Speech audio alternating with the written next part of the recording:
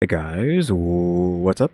We're back with some more reactions after dark, and of course we're going to be watching 20 police officers listen on the phone as he sliced her into 365 pieces to make human flesh pills by Rotten Mango.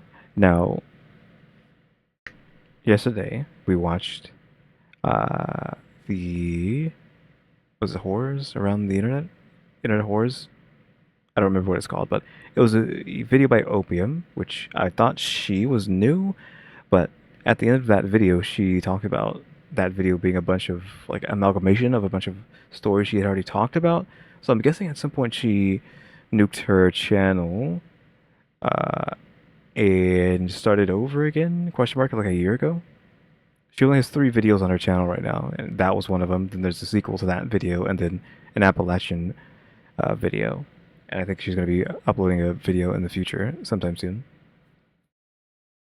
But that's what we did yesterday, though. Disclaimer, I'm so upset. I switched to using Chrome today to do the Rotten Mango video, and I was an hour into the video. So I had been reacting to it for an hour. This was the human egg farm video. So if you wanted to watch that reaction, I'm sorry. Because I was an hour into it and realized I was still using the audio for Opera. So that means for an hour straight, the Chrome or the Rotten Mango video had no audio to it. So oof, I didn't realize until we were an hour in, and basically we're slightly over halfway through the video at that point. But that was basically just an hour wasted, and I was like, oof, like that sucks. So we're gonna obviously toss that out. So that sucks for me. And I just saw this show up, and I've seen it a few times, and I wanted to react to it. So we're doing this one instead today, because I goofed that one up. My bad. Of course, it had to be that one because I had talked about something in that one, but that doesn't matter. But yeah, that sucks. Don't know what's going to be going on in this one. Since how are these police officers just letting whatever's happening here happen? How are we going to get to this point? I have no clue. But yeah, like hopefully the audio is working. Yes, it is Bada bing, bada boo. on, but let me just make sure about that. Yeah, I was just checking something. But yeah, oof, losing that There's hour, a very man. famous apartment unit in South Korea. This one apartment unit was all over the news for months. I mean, almost everyone in Korea at the time knew about it. And it's interesting because typically South Korean apartments will go viral for being expensive. There's complexes like 9-1 Hanan complex in South Korea. We briefly covered it on my other channel, Stephanie Sue, but it almost has this Black Mirror feeling to it. It's like a fortress in the middle of Seoul, South Korea. Even in order to get in, not into somebody's personal unit, but just onto the grounds, the walking path outside, you need to pass a 4-step verification system. The complex, it's like a city inside a city. It's really crazy. A lot of K-pop idols live there. And typically, these units will go viral because a K-pop idol will come and drop 7 million in cash for it, 15 million in cash for it, and it's all over the news. You don't really hear about random regular apartments going viral. Is that even worth 7 million? Like cramped, like washer dryer area, slightly spacious living room slash dining room. Like paying all that money just for that, just luxury place that's not even that luxurious? Question mark. I mean, obviously it's better than the average rinky dinky place, right? I mean, better than where I'm at right now, but still, like 7 million? Like no. This 1-bedroom apartment went viral for what happened inside. You step inside this unit and you're gonna feel like you're in some sort of serial killer's bunker. The place is foul, even just looking at pictures of it. There's not many surfaces, it's barely furnished, but the few flat surfaces there are, they're greasy. They're not even sticky looking. They look greasy, like they're covered slick in oil. The whole place is said to smell like perpetually wet towels. It's like there were towels bunched up and thrown into the corner and just forgotten. That pungent, sour mildew smell. The whole place is a mess. It looks almost trashed. There's women's feminine pads littered all over the place, except there's no woman that lives there. There's dozens of graphic photos of women just laying around on the floor, on the bed, on the desk, next to crumpled up dirty tissues. There's poisonous snake liquor bottles in the restroom. What does that even mean? Poisonous snake liquor bottles. What? I'm like, are those snakes okay? I'm like, hello, they're like submerged in the liquid. Of course they're not. The culture dead, right? Is it supposed to be like poison? No, I guess it's like snake oil salesman, right? Because we're talking about making human flesh pills.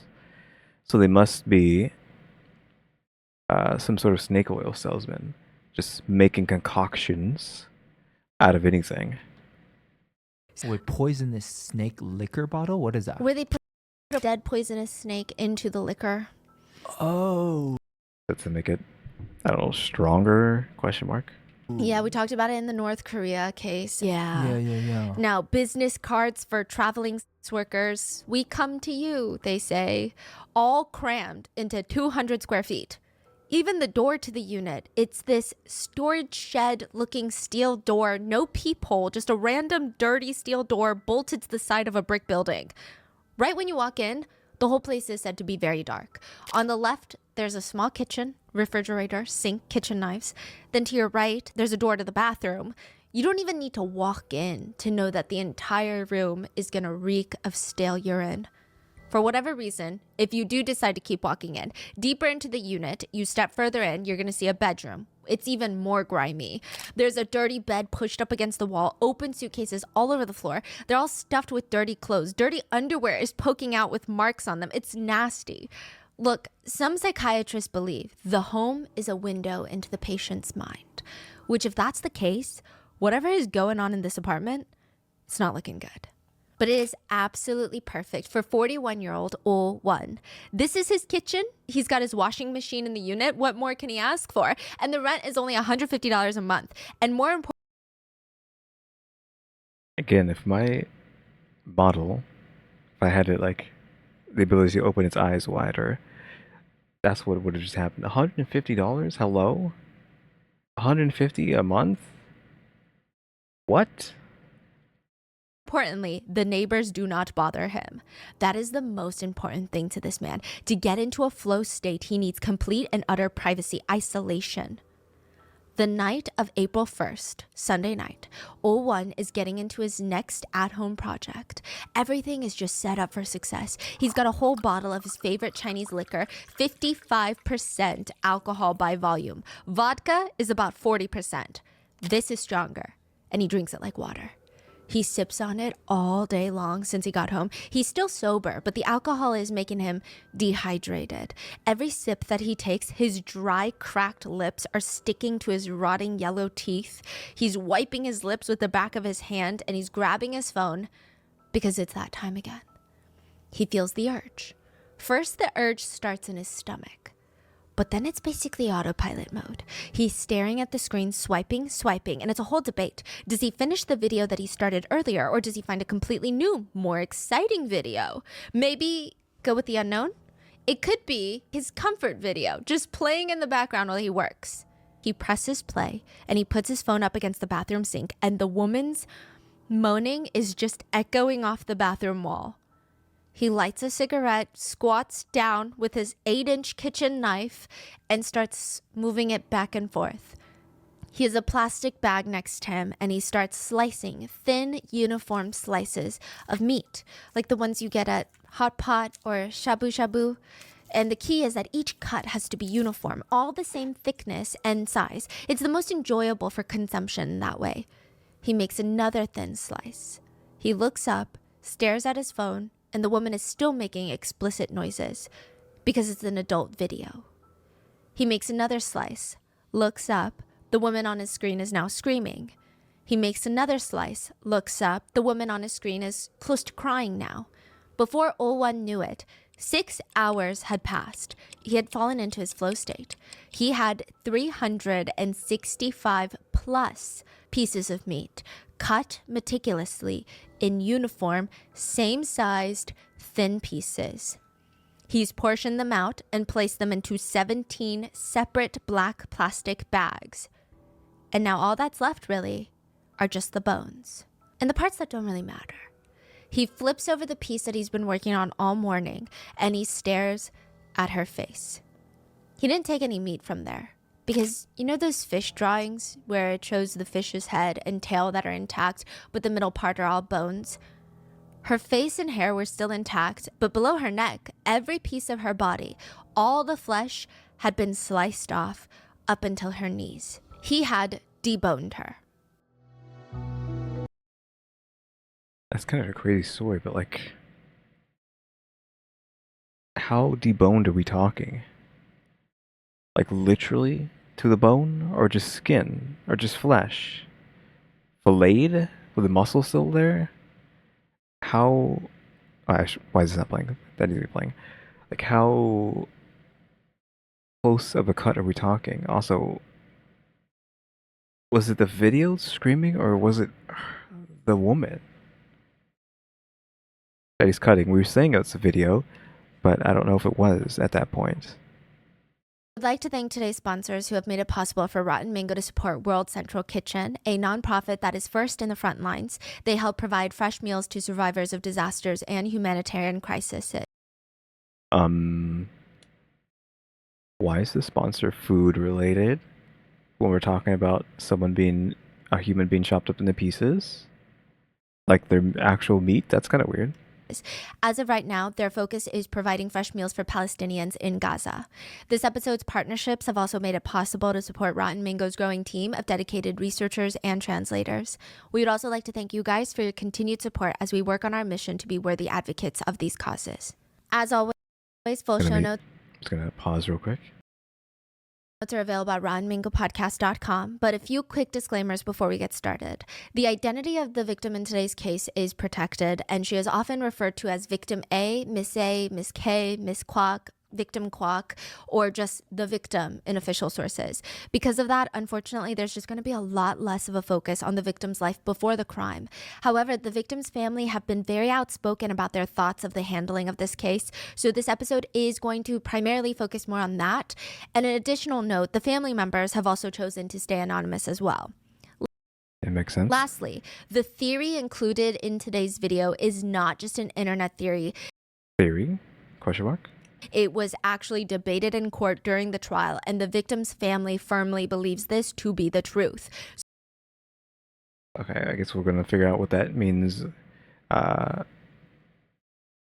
later. So we're not in the diving video. into a deep, sensitive online theory. I mean, this is truly what the victim's family believe happened to their loved ones, or at least they believe there's a strong connection here. So with that being said, let's get into it. A few years ago at Incheon International Airport in South Korea, customs officers are doing routine checks in the incoming luggage. They're expecting occasional expected violations, prohibited food items, live wildlife. I mean, you would be surprised at how often people try to smuggle in live animals into a foreign country. Live tarantulas, pigeons wrapped in padded envelopes. Stranger things have happened in the customs department. But they're like, wait, don't let that one through. The scans are all ringing off on that one. The customs officers, they pull a few suitcases off to the side, they open them up, and they're just staring at each other. They're staring at thousands, almost 20,000. So not even just thousands. Like, think about 20,000 pills stuffed into clear Ziploc plastic bags. I mean, they assume you'd be trafficking drugs, right? Capsules or Capsules. Clear capsules that have this weird dark orange, almost brownish powder inside. No label, no identifying markers, no bottle, just pills inside plastic bags. I mean, they do kind of look like supplements, but I mean, do you really need 17,000 pills in a plastic bag for a light vacation? no, what is it? Labels, nothing. Nothing. Not even a note. It's just magnesium. That's Nothing. not suspicious at all. Yeah. And so South Korea being South Korea, the first thought they have is drugs. We have just stumbled upon a massive narcotics smuggling operation. Yeah, exactly. This was like, who's not gonna see that and be like, okay, we have a drug trafficker here? To them, this is El Chapo level activity. They confiscate all Except for the fact that it's in broad daylight, so it's almost like, would you Would someone be dumb enough to do that? all the pills. They start testing every single one of them. What the hell is in this? Apparently, the pills were being smuggled into Korea and being advertised as performance-enhancing pills for vitality and drive. It's supposed to boost your stamina. Beyond If they're human pills, I mean, I guess that's what you would try to label them for, probably. I don't know. What would you label a human pill for? Like a pill made out of a human. that, they have no idea what this pill is for. Some people say, actually, that pill cures Like cancer. immortality, maybe? Or just vitality in general, not necessarily in that kind of way, but just youthfulness. Since isn't the whole thing, like bathing in blood or something? Supposed to do that? Like those stories with like maybe did Vlad the Impaler do that? There's some sort of woman. Anyone who's like considered like the vampire, right? They did that kind of stuff. Bathed in the blood of virgins or whatever. There was some sort of woman in history who did that. So that's what I think of when like the only thing I can think of is like, what are you trying to sell these pills for if they're made out of human? Some sort of vitality pill that's not necessarily sexual like that, but like just standard health and vitality. It'll make you live longer, forever, whatever. Idea what this pill is for. Some people say, actually, that pill cures cancer. It cures everything. If you've got a problem, you take these pills. That's why we're bringing it into South Korea to save South Koreans. That's the thing, right? Yeah, cure all as No well. label? No label, nothing. It's a magic pill to fix your life's problem and your entire body. You can't get excited during intimate time? Take this pill. Do you have a terminal illness? Take this pill. Okay, so what are they made out of? Illegally strong Viagra, methamphetamines, fentanyl? The lab techs start testing them all. Opioids? Negative. Ketamine? Negative. Cocaine? Negative. Fentanyl? Negative. So many like random sensors in there, but then some of them aren't censored. Like they know what drug words are fine, but some aren't. It is a mystery pill. They have no idea what's inside this pill. But there is something interesting. Some of the pills were tested and they showed high levels of superbacteria. Superbacteria. Superbacteria. I'm gonna take a guess. Those are from the stomach. Question mark. Are we talking about decay? I'm gonna go with those are pills that were made out of the stomach? Question mark. Superbacteria. Superbacteria is typically a bacteria that cannot be killed with antibiotics. So if it's Wow. ingested by a human, it's very hard to kill it once it's inside your system. It's like a virus. Yeah, they're like antibiotic resistant. So is this some sort of bioterrorism attack? Bioweapon? Yeah, I mean, they're going to pass these out to civilians and get them sick on bacteria that are hard to treat. Yeah, I didn't know what superbacteria meant. It's going to cause an outbreak. I mean, it's not going to kill the country, but it is going to cause problems. It would have been a very strange plan, though, which gave someone an idea. They test the pills for something else, and they finally come back positive. The pills were a match for humans. Human flesh, powdered, concentrated, packed into neat little doses. The pills were made from powdered humans. There were even little hairs found inside the capsules. But where would you even get the raw material for the human flesh capsules? And that leads them to the very pressing question of, how many humans does it take to make 17,000 human flesh capsules? Yeah, that's a lot, but can one person fit in that many pills? I have a bottle next to me that's like supplements. This is 210. It's a big bottle. So yeah, we're talking a lot of space, so I don't know. Suwon, South Korea is actually a really beautiful city. It's typically incredibly safe too. It's the place where Samsung has their huge facility, literally called Samsung Digital City, a city inside of a city. Employees get access to their own health services, facilities, kindergartens, bus systems, sports facilities, restaurants, like all the big tech zones. Suwon is relatively very safe. But in the span of a few years, something strange did happen. 150 women in Suwon mysteriously vanished. When was 150? this? This was in like 2011. It's very recent. And Yeah. I mean, recent, 14 years ago. But 150 women? Are we saying this guy was able to get 150 women and turn them into pills? What? Like the greatest serial killer of all time? Question mark? Scary. What? We'll get to it. Now, the energy in the tiny apartment in Suwon, South Korea is very weird. It feels disjointed. So you have two people inside the very gross, dingy apartment I was just telling you about, and they're staring at each other, just standing there.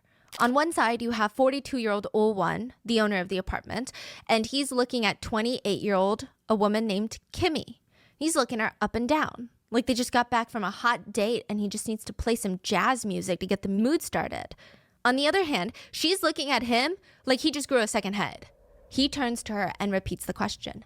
I said, how much? Excuse me? How much? I'm going to give you $1,500. Is that okay? That's 10 times his rent. I mean, there's no way that she's going to say no, right? That's what Oh-won is thinking. Honestly, he's kind of getting pissed off that Kimmy isn't jumping up and down at this opportunity. It's starting to agitate him. Kimmy is staring at him like he's lost his freaking mind, and she's scanning the room behind him, scanning the door, the kitchen, looking for any sort of sharp object or weapon she can use, anything to defend herself. And he continues, come on, just tell me the price. That's probably the best you'll ever get offered, so play with me. Kimmy does not respond. First of all, she's not a sex worker, which I mean doesn't change anything. No is no. How did she even get into the situation to begin with this man, if she's not one? Like, how did he get her in? I guess we're probably going to find out, but like, how did he coerce her in here? But also, she had just been kidnapped off the street. Ah. Right after I asked. 5 minutes ago, the man had attacked Kimmy in the alleyway, put her in a chokehold, dragged her into his apartment. What is he even talking about right now? I could not see anything off of that CCTV, but I'll take your word for it. Instead of trying... Yeah, just straight up kidnapped her, and he's like trying to offer her money for that? What? Dragged her into his apartment. What is he even talking about right now?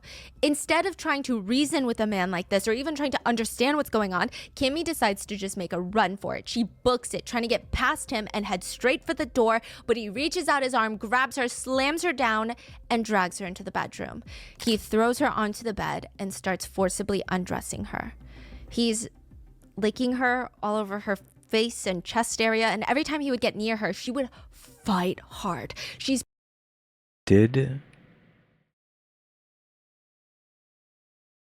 Was she able to get away? Or was she killed? Because how do we have this story if not for that? If not for her getting away or him telling the story? She's pushing him away, scratching him so hard that there are chunks of his skin lodged between her fingernails, but it's like he doesn't even care. He doesn't even feel it. The only thing he feels right now is the overwhelming sensation to urinate. He always had to urinate before he has intimate relations. So he walks over to the restroom. Kimmy lunges for the bedroom door, slams it shut, and locks it. So in order for her to leave the apartment unit, the only exit would be past the restroom. Oh, the restroom's outside of the bedroom. Yes. So she locks the bedroom door, like lock herself inside, or? Inside the bedroom, because there's no way she can run past him to the front door. She's already tried it. It didn't work. Instead, it's easier for her to lock herself in the bedroom, and now she starts looking for an escape route. She could not have made it, again, past the bathroom. So she's looking for any sort of window, and this apartment is tiny. The window in the bedroom is tiny. It's a small fit, but maybe she can squeeze. So behind her, she's hearing slamming on the bedroom door and she just needs to hurry. But before she can even get a limb out the window, the door to the room slams open. She gets thrown onto the ground. The man punches her twice, then another 3 times in the face. She's screaming, apologizing, pleading with the man, but he's not listening. He's just slowly... Huh? What are we implying here? unrolling duct tape. Oh. That sounds like duct tape, I guess. I could agree with that. What is he gonna do with it? He's gonna tape her down? He's tying her arms together and then her legs, and he ties her up with so much duct tape she cannot move.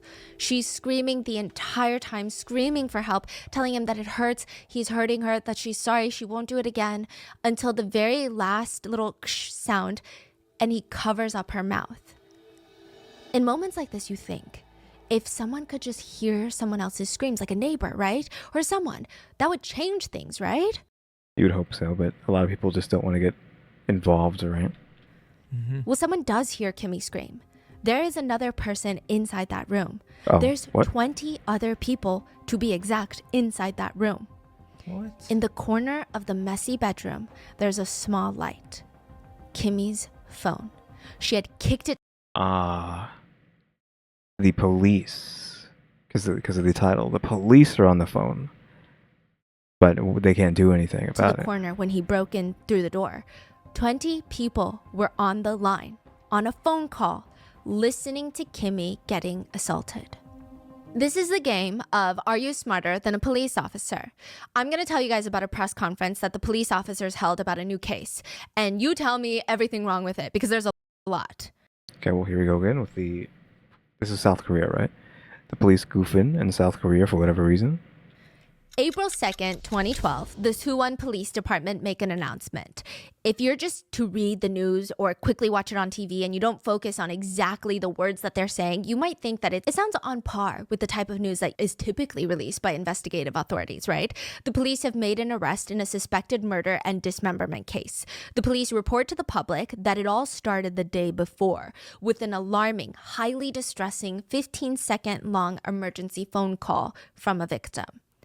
At around 10:50 p.m., a woman called the emergency services line, and she just starts screaming into the phone. She's not trying to be coherent because she's being actively attacked. She's just screaming at the top of her lungs, "I'm being sexually assaulted. I'm being dragged in by a stranger. Help me, please." Then the line cuts dead. She does not tell them where she is, what this man looks like, who this man is, who she is, nothing. Does that matter, though, since they can they track the phone? Or is 15 seconds not fast enough to track the GPS location of the phone? So for 15 seconds, they hear nothing but her screaming, and then she hangs up. She hangs up, okay? The 112 operators are looking at each other like, okay, what the hell do we do? They have no idea where to even start looking because the call was so short, they couldn't trace it. Okay. We could try going to the cell tower location. That gives us at least a perimeter of where to search. But that's about it. That's all we have. I mean, we don't even know what the woman that we're looking for looks like or what she's wearing. We've got nothing. So they do what they can. They deploy all available police officers and they start meticulously scanning through, canvassing all the empty parks, construction zones, parking lots. Their whole police force is out there looking for this woman when they don't even know what she looks like. They combed through the residential areas, and because it's so late, they stated they didn't want to disturb the residents, so they would tiptoe up to the apartment doors or windows and slowly, ever so slightly, lean in so that their ears practically touching the door, and they would just listen. Shh. The woman on the phone was obviously very loud. If they heard anything suspicious, they would break down the door and charge in to save the caller. Yeah, except if she's already dead, though. But most of the There'd be no residential noise. areas, they would put their ear up to the door and they wouldn't hear anything. It might be too thick. What is this, like, Looney Tunes stuff that they're doing? So that means the woman must not be in that unit. Time is key here. They need to be efficient. They stayed at the press conference, even though every single police officer on the squad stayed up overnight. Not a single one of them got a wink of sleep that night. They could not locate the caller. Until the morning, the sun comes up. They're still out there in their smelly uniforms that they've been crawling around in all night. Trying to make you feel bad for them instead of, the woman who's died. They're playing victim. Putting their faces up to random residential doors listening, and a woman comes up to them. She looks embarrassed. She asks them gently, "What are you guys in the neighborhood for? What are you doing?" "Ma'am, we're looking for a kidnapped woman likely assaulted by a man." The woman looks uncomfortable. "If I had just known, I didn't know. I mean, look, I saw a couple last night. They were fighting. Maybe it's them. I didn't know that was the situation, obviously. Please, I mean, last night I saw them and I thought it was just like a married couple having a fight and I just tried to stay out of their way and mind my own business." "Well, what were they fighting about?" Well, the man was dragging the woman into the building in a chokehold." Yeah, I was like, hello? Oh, that's just couple fighting, just getting chokehold out in public. Okay. What? We already knew that he did that, but like from their perspective, like what? Like just casually, oh yeah, this happens in South Korea all the time. You know, your husband comes home and he chokeholds you and drags you inside. Like, it's another Tuesday in South And Korea. and you thought it Apparently. was a married couple? Were they calling each other honey, yobo, baby, 자기야? No, the woman was screaming, "Please help me."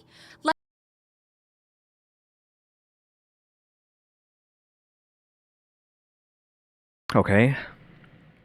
Really? Again, like the model can't keep up with me, but I leaned back. I took my hands, I rubbed them across my face downwards as I heard that. Like, oof. Really, lady? Like I said, I thought it was a married couple fight, so I stayed in my own lane and I minded my own business. There is like that, I don't know if it's famous, but the famous slash infamous video of a car that's driving by someone's Ring camera, and there's a woman inside screaming bloody murder and like asking to be helped. And apparently you can hear like the guy inside saying he's sorry, but he's like saying sorry to everyone else. And you don't know if it's a kidnapping or if it's, she's just out of sorts, question mark, but it's kind of like that, but this is even more so than that, where it's like, really? Woman's getting chokehold into a building, screaming help, and you're just like, oh, it's just a couple fighting. Yeah, it's just another every other Tuesday, every other Saturday. What? Okay, well, did you see where they went? Yes, they went into that apartment unit right there, the one with the greasy steel door. That's the one. You're kidding me. There is now a group of police officers standing in front of this dingy door, and it looks like the back door to a creepy warehouse that you don't ever want to be at. Are you sure this is the one that the woman pointed at? Yes. We double checked. Why are you asking? Like, are you sure? It's like the cruddiest door in the place. Like, that might be like suspect number one, right? I mean, I know that's like profiling or whatever. Cruddy door. We could say profiling a cruddy door is profiling, but It didn't look like anybody was home. They tried knocking on the is that the door? I mean, it doesn't look okay. It doesn't even look cruddy. It just has a bunch of stickers on it for some reason. door multiple times. "Suwon police, open up." One of the officers walks around to the window, and there's just dark urine-scented stains on the exterior walls of. And the window's pretty dingy. The walls themselves are pretty bad. Because the door, honestly, the door is the best part of this, this wall that we have here. Because this brick, like the brick, does not look good at all. This looks really bad. Same thing there. All this is scummy. This especially is scummy. Like probably literally scum. The bottom of the door is a bit rough, but I think the door itself is fine. There's like maybe this line going down that's like a stain, but again, I feel like the door is the best part of this place. Honestly, these propane tanks are a bit scummy. I don't know what the heck these are. These tanks. Maybe they're air compressors, so maybe it's air and not propane, but these tanks, that tank specifically is pretty scummy. It's a pretty dingy place, I guess. Of the building. The window edges look like they're molding, like black fuzzy mold just ready to take over. The officer crinkles his nose, gets closer, and tries to poke around to see if he can get a good view into the unit through the window. By the way, the zoom on this camera, what the heck? And tries to poke Like we're outside, and there's around like to see if he can get a good the crystal clear image of that doorknob. you into the unit through the window. He's scanning from left to right. Halfway through, his eyes go big. He's in there. He's here. There's someone in there. He's got a knife. The officers break down the door and they catch Oh-won holding a bloody knife. He's in the process of wrapping tiny pieces of thinly sliced flesh in plastic. He has sorted out pieces of meat into at least 14 separate plastic bags. Some of the plastic bags were found stuffed into his washing machine. And when the officers step into the bathroom, they find Kimmy's body. You know those videos of the fancy seafood shops where they get the shipment of a 300-pound tuna fish and they just start cutting into the tuna like a thin slice and let someone taste it? Nope, not familiar because I don't really eat sushi. I haven't eaten sushi since I was in high school. So we're talking like 5,000 years ago, roughly, give or take, you know? And that's like store-bought sushi, not from a restaurant or anything. I haven't had restaurant quality sushi before. Kimmy was found kind of... So I don't have any like interest in it. It's not like I won't eat it. It's just I have no higher interest in it. Like I'm not a connoisseur of sushi. like a thin slice and let someone taste it. Kimmy was found kind of in that state. A lot of people call this the Soo-won dismemberment case. However, she was not necessarily dismembered. He did not really break through much of her bones. She had been defleshed, like deboned. Her flesh like was... He didn't touch the main bone. He was slicing flesh from her body that was intact. It's not like he dismembered her and then was deboning. He was just cutting off the pieces of flesh from her full body. Like he's not breaking into small, the whole body still like there. Yes. It's just without the Like her flesh. skeleton is practically just there. Oh my god. Yeah, 'cause you're saying skeleton, like, but you're saying flesh. Are the muscles still intact? Is it just like, was she just filleted? Like that's what I want to know. We're talking about, was she just filleted, or was it full muscle removal? And she literally was just a skeleton. I mean, not like it really matters either way. She's still dead, but for anyone who's like trying to picture what happens, if that's something you want to do, like I'm still confused on if she was just filleted or like literally to the bone. The meat was removed to the bone. Gosh. Yeah. Now, the unsettling part of this is that typically killers, if they go down the dismembering route, they will dismember their victims. And then perhaps, I guess at that point, you know, they might slice the flesh off. I don't think it's very typical. I'm not saying that any of this makes sense. Even the dismembering and killing victims, obviously, that doesn't make sense. But from a criminology standpoint, a lot of experts said it is very interesting. Yeah, because the motive changed now. Like the Yes. intention is different. Because dismemberment, typically the motive is disposal. Yeah. Yeah, you're trying to get rid of the body, but this is the opposite. I mean, I don't know if it's opposite, but you're trying to do something other than dispose the body if you're being so clinical about it. Clinical in a food kind of way. But he did not dismember her at all, just slicing flesh. Now, Oh-won-chun is sitting in the interrogation room of the Suwon Police Department. He's looking around, checking out the sturdiness of the chairs. Big budget. Oh-won tells the police, well, last night was just one of those nights. He tells them he doesn't like the idea of having orange peels in his trash. They're like, Huh? like, what are you talking about? Every day when Oh-won gets home from work, he eats dinner. That night, he had leftover boiled pork leg, and then he was downing 2 cups of super strong Chinese liquor, you know, but he's not like blackout drunk or anything. This is how he's talking, really. Just tipsy. He's watching Chinese dramas, and maybe it was something in the scene of the movie. It starts inspiring him, and it just dawns on him. I know what I need to do. I need to eat an orange for dessert. He peels an orange, eats an orange while watching his little drama, but then realizes. I've never done that, by the way. I never peeled an orange and ate it before, as far as I know. My sister, I have like 4, technically 5, but she used to do that when we used to live together in our youth. choose to peel them and eat them all the time, but I don't think I've ever really done that. I'm not an orange guy. I like orange flavored things, well, as much as the next person. They're fine, but I don't think I've ever just peeled an orange and ate an orange just like that. Like maybe I should try just to see.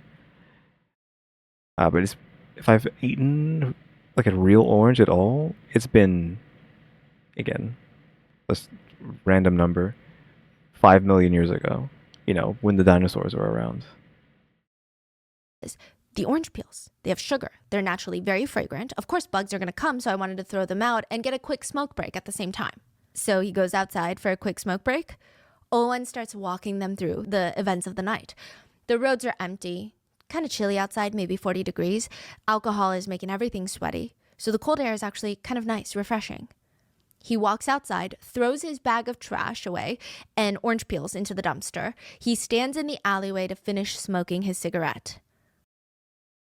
I know we're just to get back to being serious again, but let's just roll back for a second. I know dinosaurs weren't around 5 million years ago. It's like 50 million years ago, right? Somewhere 50 million plus. Before someone like corrects me, like actually they weren't around 5 million. First of all, it's a joke. Orange peels into the dumpster. He stands in the alleyway to finish smoking his cigarette. When, what the hell is your deal? Wait, hold on. Roll me back even further. Being sweaty. So the cold air is actually kind of nice, refreshing. 40 degrees. At the same time. So he goes outside for a quick smoke break. Owen starts walking them through the events of the night. The roads are empty, kind of chilly outside, maybe 40 degrees. Alcohol is making everything sweaty. So the cold air is actually kind of nice, refreshing. He walks outside, throws his bag of trash away and orange peels into the dumpster. He stands in the alleyway to finish smoking his cigarette. When, what the hell is your deal? He looks up and this girl, this 28-year-old young-looking girl, had bumped into his shoulder in the alleyway. Clearly, she's not looking at where she's going because it's not even like he was moving. He's just standing there smoking his cigarette. And that's the victim? What happened? Owen said they shared a few words along the lines of, watch where the hell you're going. What, are you on your phone or something? Owen thought that the girl was going to apologize and back down or run away scared, but instead she's smirking. She's getting on her tippy toes, getting up in his face, full on cussing him out. Okay. Unexpected. Sure. It's setting him up. He starts screaming, she starts screaming back at him, and then Owen decides he can't take it anymore. He decides to grab her by the neck, throw her onto the ground, put her in a chokehold, and start dragging her into his apartment unit to assault her, to teach her a lesson. Again, I don't know if we can go down that route, but we've discussed how it seems that South Korea is so incel-y, misogynistic, etc., etc., etc. So I feel like, I don't know.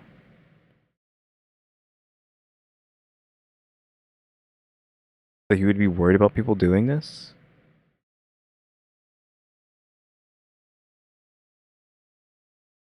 The motive of the crime? Owen was angry at her for bumping into him in the alleyway. Also, he just had this overwhelming urge to essay her. What can he say? He did what he did. He continues on with his version of events and he states, he drags her into the apartment, starts trying to assault her, but he can't get excited because he... Wait, no, we have the timeline now. She does end up dying, obviously, but he's giving his story of the events that happened. It seems like he might just be telling the truth because it's pretty messed up, right? What can he say? He did what he did. He continues on with his version of events and he states, he drags her into the apartment, starts trying to assault her, but he can't get excited because he feels like he needs to pee. It's like, hold that thought. He runs into the restroom. He keeps the door open so he can keep watching Kimmy, but she ends up locking herself in his bedroom. He freaks out. He's got his pants pulled down. He's half running, half hopping to the bedroom door. The main problem is there's a window in his bedroom and he's scared she's going to try and jump out. So he beats down the door, grabs a roll of duct tape, starts tying her up. And he tells the police he tried. He tried really, really hard to essay her that night. but she fought back hard. So he just fell asleep with her in his arms, basically putting her in a chokehold to make sure she couldn't try and escape while he slept, which she tried, of course. But just as an extra insurance policy, he's just like half strangling her through the night. And then beep, beep, his alarm goes off. He jumps awake at the sound of his alarm, checks it, 5 a.m. And the first thing on his mind is SA. He tells the police that he looks over at Kimmy, who did not sleep all night. She looks terrified. He tries to essay her once more, but he claims that she's even crazier about fighting back this morning than she was last night. He thought that she'd be so exhausted. She's pushing her thighs together so hard, he decides there's nothing more that he can do. It's just very frustrating for him at this point. He kidnapped her, went through all of this, and can't even get what he wants. So he grabs one of those stainless steel wrenches that you see in the toolboxes. He grabs it from under the kitchen sink, marches into the bedroom, and whacks Kimmy on the head once. Blood splatters onto his walls. He says he goes again, twice. There's blood everywhere. It's such a mess. He said that it's seeping through the blanket into the mattress now, and he's just thinking, okay, I gotta wrap her up in the blanket, drag her into the bathroom. He tosses her onto the bathroom floor, and again, it was just one of those shitty nights. I'm gonna go on a limb and say this guy's a psychopath, right? I wasn't thinking about it before, but just being so nonchalant about what he did and what he's going to do. I'm guessing he's just like a psychopath, right? He just needs to clear his head. So I mean, 365 pieces to make human pills. I mean, should have been a big enough clue as to that, but still. First, so he can figure out what to do next. He starts putting his hands over his pockets. And he's like, wow, when one thing goes wrong, everything goes wrong. Where's his freaking lighter? So he finds a spare lighter. And now with this lit cigarette in his hand, his mouth is pursed, he's puffing out smoke. Owen walks back over to the restroom just to stare at Kimmy. He thought she's dead. But out of nowhere, her body starts shaking and convulsing like she's trying to get back up. He goes into the bedroom, grabs a scarf, and starts strangling Kimmy with it.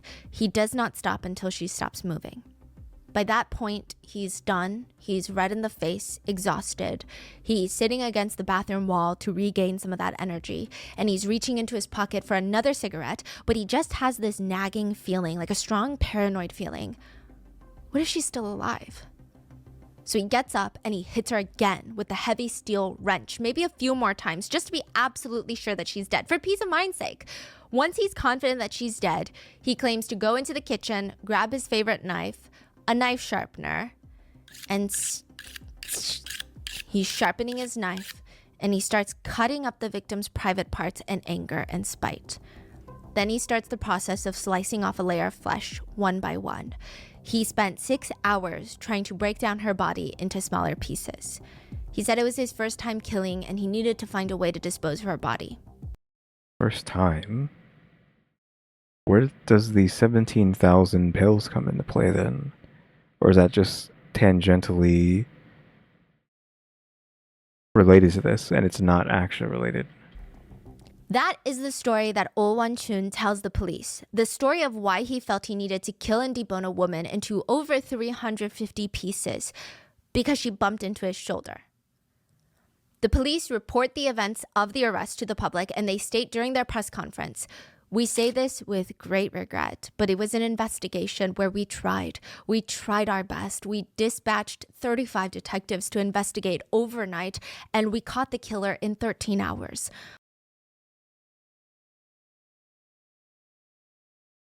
They were looking for him before he killed her, right? Because he woke up at 5 a.m. in the morning, and that's when he killed her. So she was there all night, depending on how long that equates to. So they could have saved her, right? That's what we're getting from this. They could have saved her. But of course, they can't stop goofing up. Unfortunately, it was the best we could do. It was just, ultimately, a tragedy. The police could do nothing but arrest the killer. which is exactly what they did. But I mean, beyond that, they can't force every citizen to be a law-abiding, moral, upstanding person, right? All they have was that 15-second 112 emergency call where the victim screamed into the phone. There was no description of the killer, no mention of the address, no name was given. All the victim had told them was, I'd been sexually assaulted. I don't know who this man is. I don't know where I am. And essentially, the victim hung up.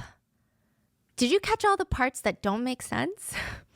At first, netizens don't think anything is off about the police statements. They take it at face value. But I mean, being so vague of like, maybe she wasn't hysterical, is what we're getting at. Because we're saying, oh, she said she doesn't know this, she doesn't know that, etc., etc., etc. Are we not getting like an actual detailed description of what she actually said? But a female netizen does bring up something interesting. Just a passing comment, food for thought. What? What's it going to be? I don't know if it's just me, but it just doesn't make sense to me that a woman would argue with a strange man in the middle of a dark alleyway at night. Maybe. Yeah. I mean, I didn't want to say it because I didn't want to get thrown under the bus for making a comment like that. It's just me. I could understand more if it was in public in broad daylight, but in a deserted alleyway at night, I guess I just can't picture it. That's what I was trying to say when I was mentioning the incel / misogynistic culture of South Korea, that I feel like if you're a woman and it's nighttime, you're not picking a fight with some strange man at nighttime. Like, you would want to get as far away from him as possible. That just does not seem correct. Like, that's not something someone would do. Unless there's something wrong. Not necessarily wrong, but like maybe they're drunk or something. But I doubt that. Yeah, that's what I was saying earlier with like the culture, and you would think people would not do that.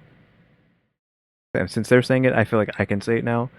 Yeah, there's no way. Like, there's no way a woman just at the pitch black of night got into a scuffle with some man because of that. Like, no, they would be booking it.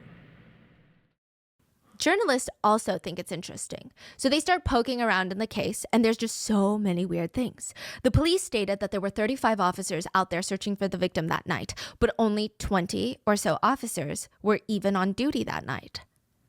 The whole canvassing the area story doesn't make sense either. If you really think about it, the police spent a lot of time patting each other's backs on how none of them got a wink of sleep while they... Yeah, that's what I was saying as well. Like, they're trying to make you feel bad about them, make them seem like they're the victims. Like, what? Search for Kimmy. The whole crew is out there doing everything that they could. So clearly, the police are treating finding Kimmy as top priority.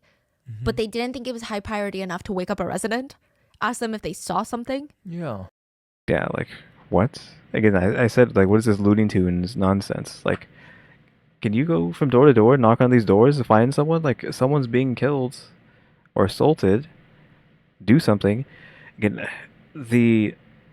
I've said it multiple times now at this point. It's because of the Squid Game one. Well, since we started to do the Squid Game videos, where it seems like all the crooked cops and government officials that were around from the dictatorship from the 80s and 90s are still infecting the government and police force.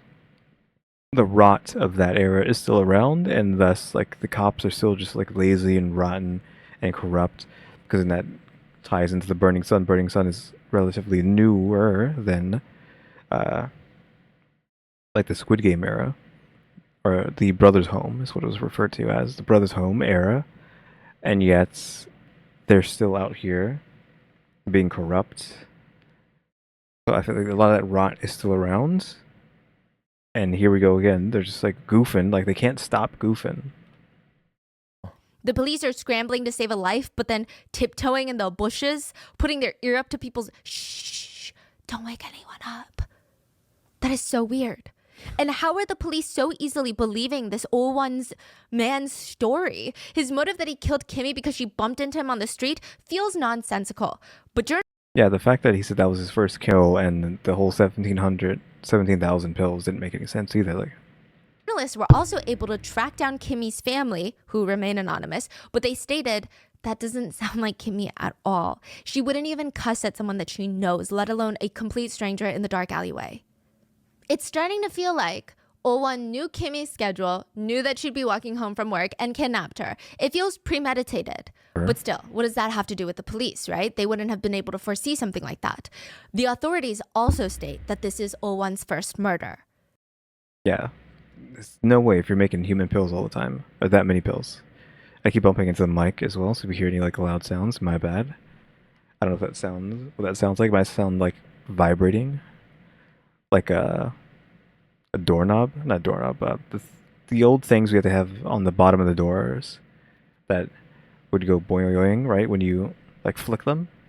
I assume it sounds similar to that, but like very muted, and because I have noise canceling turned on. So if you keep hearing that, that's my bad. That's only happened like twice, I think.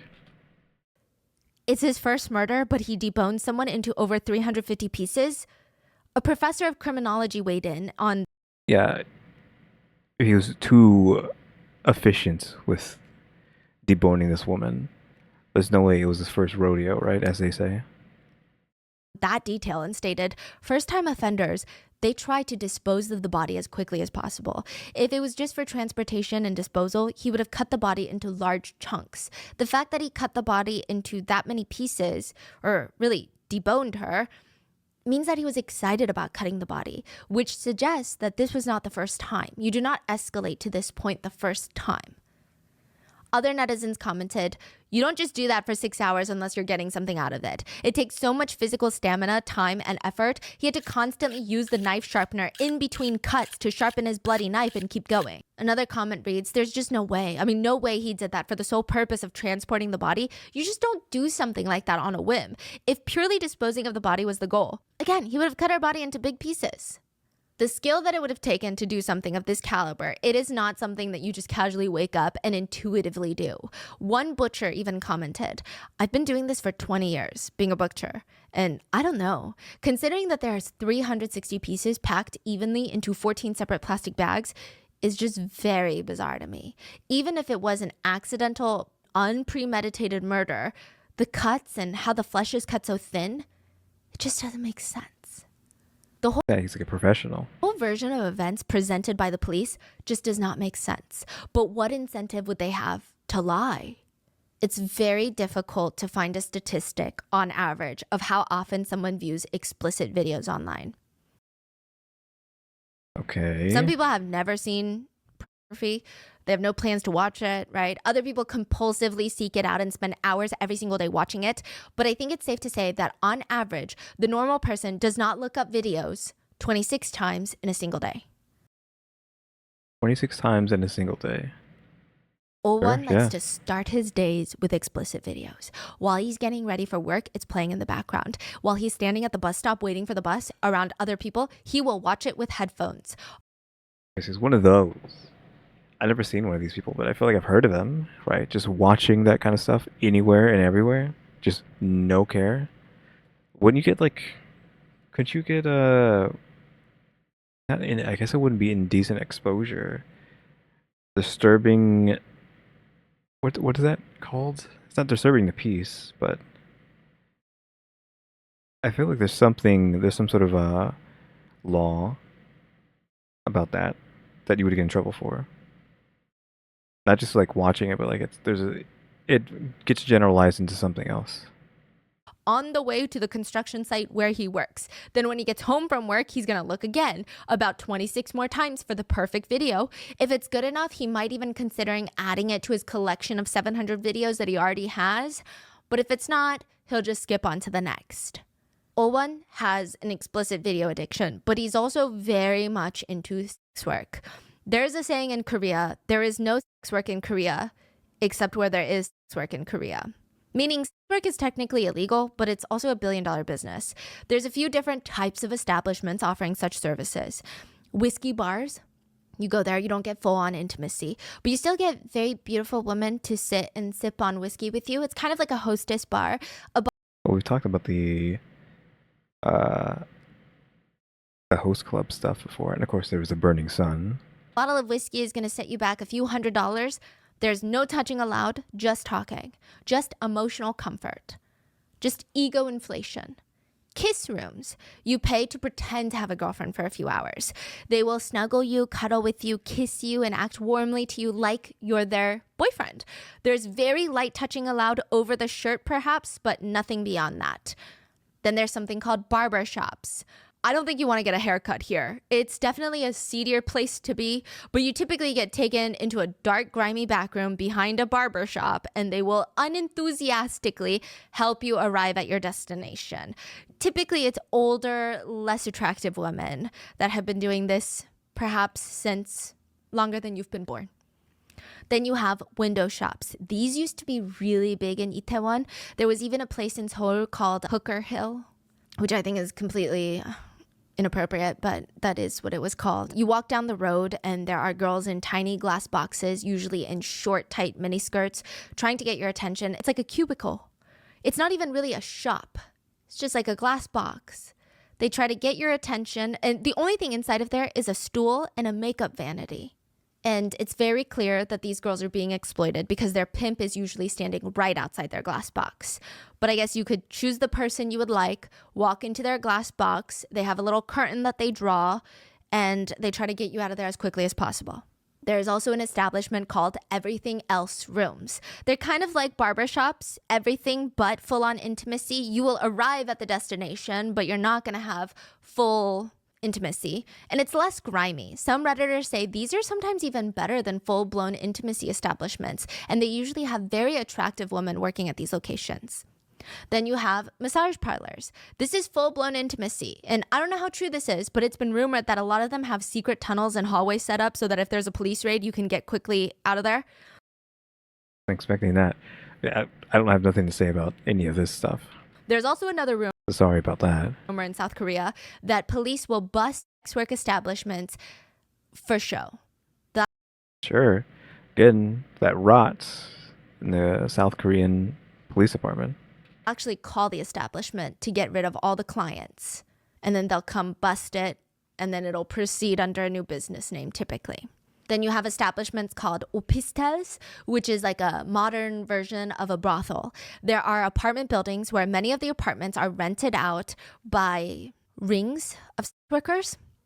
So you walk into the apartment building and each apartment unit is set up like a girl's personal apartment. Highly doubtful that anyone actually lives in this building. I guess it's just part of the fantasy. They say it feels like you're walking in as their boyfriend. You're walking into their personal apartment and there is full-blown intimacy.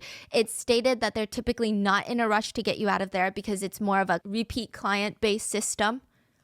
Then you have something called delivery services. You walk into a love motel, ask the front clerk, "Can I get a delivery girl's number?" They will typically divert you to an organization that sends you a random girl to the motel room door. Then there are variations of room salons, karaoke bars, regular bars. It's very similar to hostess bars. You walk in, you choose a girl that you'd like to hang out with, but depending on the establishment, you can get either full service or almost full service.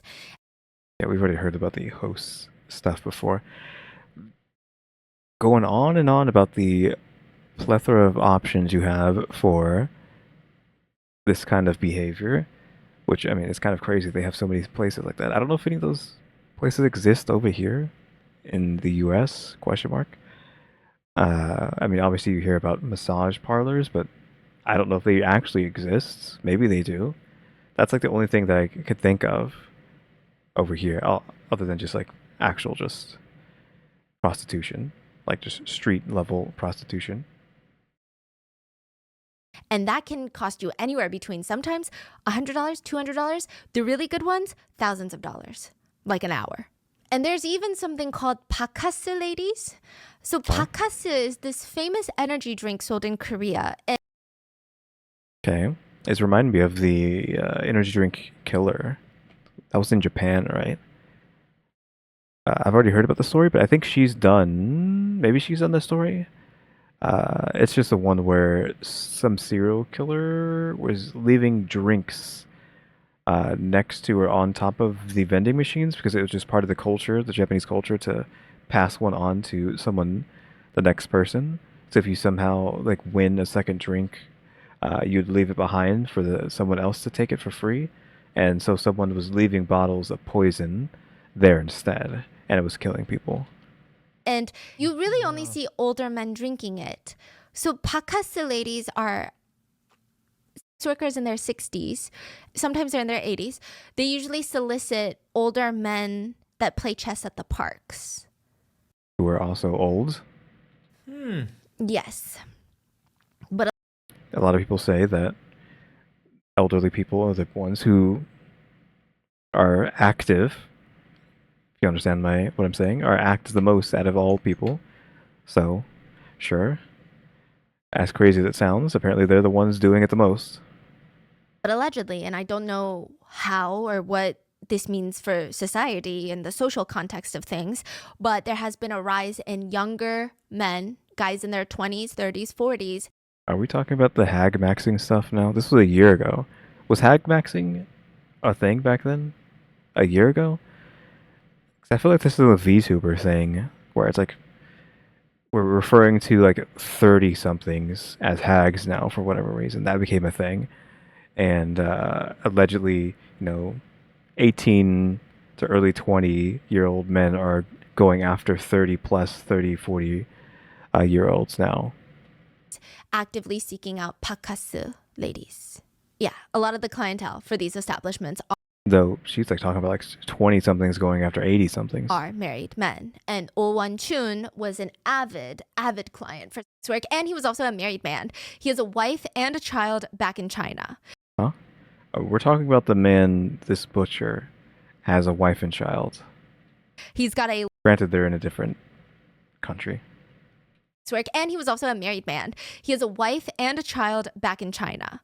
He's got a long-term Chinese girlfriend in South Korea that was on and off living in that grungy apartment. So has a wife, has a child, and has a mistress essentially. But he would spend 20%. And I'm guessing she's about to say he enlists a bunch of workers as of well. his monthly income on sex work every single month. He would tell his friends that he really liked the idea. It was amusing to him that he could get intimacy by just paying for it. Each service would cost him about $100, and he would throw in another $10 for the woman's taxi ride back home. So maybe the police were right. The man is just unhinged, addicted to abusing women sexually, and decided to debone and deflesh the victim in the most humiliating, gruesome way possible. 8 journalists from a newspaper called 동아일보, one of the largest newspapers in Korea, they decide to investigate the whole story. They go back to the neighborhood where Oh-won lived, and they try to retrace the steps. Each version of events. They're rereading what the netizens are saying, and they're thinking, yeah, nothing's adding up either. Wait, who is doing this? The journalists? The journalists are doing this. Yeah. Events. They're rereading what the netizens are saying, and they're thinking, yeah, nothing's adding up either. Because it would be weird for the police to be paying attention to what people are saying online. That would be weird. Also, if you see me looking down for an extended period of time, it just means my eyes are closed because the model blinks automatically. I don't have it. I don't have it linked to the eyes. I have that stuff set automatically because it doesn't work too good. I don't have a good camera and my lighting isn't great, so it's just better that way. So if I'm looking down, it's because my eyes are closed, like that. Because again, like I'm sitting here for hours now, just staring at the screen, the light in my eyes. So just don't worry about that. My eyes are just closed for a second. They start knocking on every single apartment unit nearby. Knock, knock. Hi, we're journalists from the 동아일보, and we're wondering if we could just get a moment of your time. The journalist went to over 317 locations, spoke to over 137 residents, and only 4 out of all of them remembered seeing the police out and about that night. The others were like, the police were searching this area. I was awake. I was outside. I looked out my window. I actually went up to pick up a delivery, and I saw nothing. Most of the residents just said, if the police were searching, we had no clue about it. The journalists report their findings to the public, and the police could just be like, oh, well, you heard what we said. We were being super stealthy, so of course they didn't know we were there. Police, they respond, okay, fine, yes. We could have done a bit better. Of course we could have. Of course anyone can. But again, the call was only 15 seconds long and did not mention a specific location. We dispatched a lot of detectives to investigate overnight. Maybe... Yeah, but you got the general area from the tower. wasn't 35 because we only had 20 on call that night, but we did catch the killer within 13 hours of the call being placed. Except you could have caught him before he killed her because she was still alive for a long time. Unfortunately, it is the best we, or really anyone else in our shoes, could have done without hindsight. The interviews could have been conducted better, yes, but we searched the area around the scene reported by the victim. But because it was late, we were unable to knock on every door and search. The public and journalists agree. Okay, well, if the police have nothing to hide, just release the 112 call. I mean, that's just going to clear everything up, right? Let us hear the 15 seconds and we'll decide for ourselves if you did a good job or not. Except who wants to hear... Well, you'd say who wants to hear someone dying on the phone, but she wasn't dying, she was just being assaulted. But still, who wants to hear that? So if you have to, right, figure out what happened, though, the necessary evil. There are some rules when you're an emergency operator, but there is one thing that you're taught. In this line of work, seconds are the difference between life and death. There's no real guideline on how to have a good response because every single call is different and they need to be handled accordingly. One 911 operator said, people are calling you on the absolute worst days of their lives. The stress response is varied. Some people will call you awful names, or some of them will just sob so powerfully into the phone that you cannot understand them, or they will scream until their voices go out. They have no clue how to tell you where they are. They have no idea how to even explain what's wrong. Another operator said, stress. You've either got what it takes or you don't. The difference between stress in this job and stress in any other job is that if you have a shitty day here or if you freeze under pressure here, people will literally die. They said the moment you pick up that call, you have no idea what's on the other side. It could be a prank call. Hey, help me, my mom's not breathing, or my baby is choking, or please, my husband is stabbing me. In a matter of seconds, it's up to the dispatch to get all the information that they need. Where's the call coming from? Where are they? Are there weapons involved? What does the suspect look like? What exactly happened? The person on the other line is probably panicked, could be actively dying, and you need to get as much information as possible. Using short words and phrases, you got to calm them down, but also, okay, John, stay with me. I need you to tell me if your wife's chest is moving up and down. Can you tell if she's breathing? Can you check for me? If they don't know their location, can you tell me what you see outside? Can you see any road signs? But the number one unspoken rule that doesn't even need to be voiced is you have to do everything to save a life when you can. The police released the 112 call transcript from Kimmy. Okay, well, don't know what that's saying. The night of her murder. 911, what's your emergency? There's a woman's voice on the other line and she's half whispering, half trying to hold in her screams. That's what I was going to say. She's not screaming. She's like, why would you? If she's doing this the moment she locks the door, she would probably want to whisper so he doesn't know that she's calling 911. That makes more sense than her just like being hysterical. It sounds like she's doing everything to not scream and cry into the phone, which is what she wants to do, but she's fighting it to stay calm. She's not hysterical.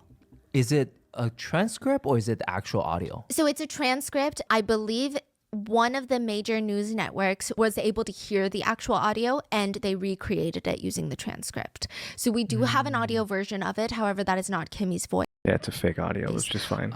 Yes. So they didn't release to the public. Got Yes. it. Now, they Pretty sure the family doesn't want that to happen either. Anyway, so. did release the transcript to the public though. Okay. And then the audio, the recreated audio is released to the public. Okay. The woman is trying to tell the authorities that she's in danger and she needs help. She's speaking clearly. Hello, I'm at this house before the Mokgol playground and I'm getting essayed right now. The Mokgol playground? Yes, right. I'm at the house before the Mokgol playground, but I don't know exactly which house I'm in. In Chidong neighborhood? Yes, just past the Chidong Elementary School on the way to Mokgol playground. Okay, I'm gonna try and locate your phone right now. Kimmy sounds relieved. She lets out a cry and politely responds, "네," which is like a combination of yes and like almost a thank you. Wait, ma'am, did you say that you're getting essayed right now? Yes. And you don't know your exact location? Yes, I don't know exactly where I am. It's past Chidong Elementary, a little past the elementary on the way to the Mokgol playground. I've locked myself in his bedroom. Who is doing this to you? I don't know. This 아저씨, please. Hurry up, please. Side note, 아저씨 means old man. In this Yeah, she uses those terms a lot. Context, the way it's being used as a description, literally an old man. So clearly she does not know this man. She states, I don't know this old man. Well, who? What do you mean you don't know how do you know the man? Hello? It's a stranger. Hello? Like, what do you mean? I don't know him. He's a stranger. Then how did you get locked in his room? How did you? I don't know if these are like proper questions or not at this point. Because like she's like, the operator is blaming the person, or not blaming, but like not believing them, I guess. Get into the house? I just locked myself in the room. I locked the door just now. You locked the door? Yes, I locked the door when he left the room for a minute. Can you please tell me again, where did you enter from? This is 15 seconds? Just wait. It wasn't 15 seconds. At this point, it seems that the officer on the line is starting to get frustrated. He has all the other officers pick up the phone and listen to the conversation with him. Okay, so that's where the 20 police officers come in. Okay, so side note, at this point in South Korea, all 112 calls were dispatched to the local police station. So the police at each police station were also trained to receive emergency calls and respond to them quickly and efficiently. I feel like, no, they weren't. 20 police officers in the station pick up their phones and are now listening to this woman getting assaulted.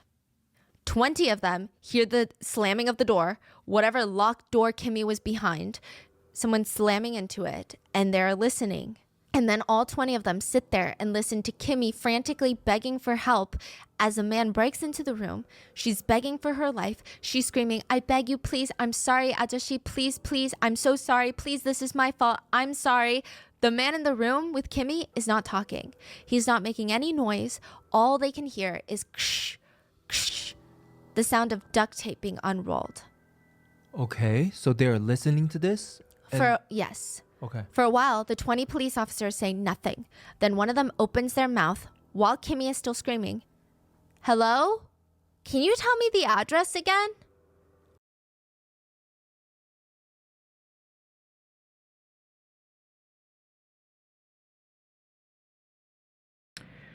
I literally was doing the meme face. I was doing this face from the meme. Like what? Eyes closed, then what? Hello? Do these guys even go to like police academy? If that even is a real thing? Hello? What? Hello? 저기요, 지금 성폭행 당하신다고요? 성폭행 당하고 계신다고요? Like right now? Being 네네. 들어갈 때 다시 한 번만 알려줄래요? again where you are. The killer. I made a mistake, sir. I made a mistake. 주소 다시 Excuse me, could you tell me the address one more 한 time? 번만 알려주세요. Maybe at the well, she's still talking, so maybe he's thinking she's talking to him, but still. For 1 minute and 20 seconds, Kimmy is screaming out in pain, begging for forgiveness, and then the line goes quiet. Again, like she just said, a minute and something, so they were on call for more than just 15 seconds. Kimmy hangs up. Time is a very interesting thing because sometimes we perceive time to be moving slower or faster depending on what we're doing, but it is still a very objective measurement. 60 seconds will always be 60 seconds. Even to someone, if it feels like 90 seconds or it feels like 15 seconds, 60 seconds is 60 seconds, right? So the police are trying to say, well, remember how we said it was 15 seconds? It was actually a minute and 20 seconds. The phone call that the police released is 5 times longer than what they stated it originally was. And now the public has 5 times the questions. Why would you lie and say it was 15 seconds when it wasn't? I mean, that doesn't even make sense. And first of all, didn't the police say that she never gave any sort of address? In the release transcript, she doesn't tell them the exact location. Yeah, but close enough. Fine, but she does get as close as she can. She clearly tells them she's near the elementary school in the direction of the playground. It's not exact, but it's pretty damn close. She basically gave them a scope of a few blocks to search and find her. With her description and some critical thinking skills, the police could have narrowed down their search to a 2 to 3 block radius. She practically pointed to a map, drew a big red circle for the police officers, and told them, I'm in here. But the police on the phone instead of asking her questions that can narrow her location down even more, asking what kind of building she's in, what floor of the apartment unit is it, if there's anything she can see out the window, what kind of stove does the kitchen have, do you remember any characteristics of the building, what color is the building. They just scream into the phone vague, frustrating questions of, where are you? Hello? How do you know this man? Side note, Kimmy was incredibly accurate with her information. She was trapped in a house that was 264 feet away from the elementary school, about 105 steps, basically 1 block away. She was also just a 7-minute walk away from the police station. 7 minutes from these people, these Yes. Yeah, 7-minute walk. cops. Yes, So that means they could have gotten there within minutes. within minutes. Also, why are the police still talking when the perpetrator comes into the room? They're actively putting the victim's life in even more danger. Because Kimmy, later we find out that she did throw the phone to the other side of the room. But if he was not so busy with his duct tape, he could have easily heard them and realized that she called 112 and felt the need to kill her to cover his tracks. I mean, there's all these questions, and the police are just evading every single one of them that's thrown at them. They don't even answer a simple question of, why did you lie about the length of the phone call? At this point, again, I don't know what else to say other than my theory of the rot still persists to this day. Police just argue, yes, the call is actually longer than the 15 seconds we originally reported it was, but it still does not change anything or really matter in the long scope of things because 1 minute and 20 seconds is still not enough time to track and find Kimmy's location in time to save her. Bet you it was a lie for hours. But since we're on that topic, the original phone call is actually 7 minutes and 36 seconds What do you mean it's 7 minutes and not just a minute 20? long. What? It was 15 seconds. They're like, oh yeah, it's a minute 20. You know what? Actually, it's 7 minutes. Yeah. In the rot. So the call went from 15 seconds to they released a transcript and then it was recreated into audio that ended up being 1 minute and 20 seconds. They try to save face too much instead of just telling the truth. Transcript and then it was recreated into audio that ended up being 1 minute and 20 seconds. When they're asked about, hey, why did you lie that it was 15 seconds? They say, well, first of all, it doesn't even matter. But since you're wondering, the real phone call is actually 7 minutes and 36 seconds long. What? But trust me, you're not missing anything. The rest of the 6 minutes or so consist of Kimmy screaming for her life and screaming out in pain. That's what the police are saying. They stated that they didn't think that they should be including all of that for the world in consideration for Kimmy's family. Which Kimmy's family said, release the tape. Release the full call. Wow, I'm surprised that. I figured they would not want to hear that. Hear the daughter in such a state. They said, we don't trust the police and release the full phone call. The call went from being 15 seconds to 1 minute and 20 seconds to now 7 minutes and 36 seconds.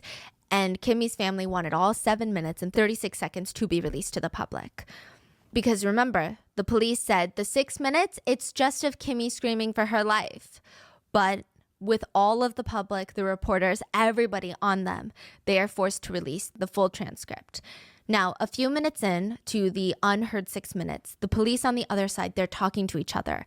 And the tone is casual while Kimmy is screaming in the background. They're not even talking in a hushed tone. They're not on mute. They just say, is she at the playground? I could have sworn she said that she was at the playground. Why are you not writing this down? Like, as she's saying it, like, shouldn't you be typing this into a computer? Okay, she said this, or like handwriting it down, something. I mean, they have a transcript, right? So it's being written down somewhere. I think she said it was a house. She said it was a house, no? Wait, someone tell me the address again? While they're discussing very slowly, conversing about what to do, Kimmy is crying and her cries are getting weaker and weaker and she's barely audible by the end. It's clear that she's been tied up and a piece of tape has been placed over her mouth. She's unable to even scream at this point. And the police knew that, which remember, the police are putting up their ears to doors to check residential homes. But that's moot point because they can barely hear Kimmy over the phone, so how are they going to hear her through doors? After 7 minutes and 30 seconds of listening to Kimmy screaming, one of the officers turns to the other and he is heard saying, I think... Hold on. How does the phone hang up? Either the phone dies or they hang up on her. So, what's going to happen? What is about to be said? Or there's probably going to be have to do nothing with that, but I'm wondering how does this phone call even ends? Other than the battery being running out, or them hanging up on purpose, like the police hanging up on purpose. One of the officers turns to the other, and he is heard saying, "I think they know each other. I hear the man's voice. It sounds like a married couple fighting." What?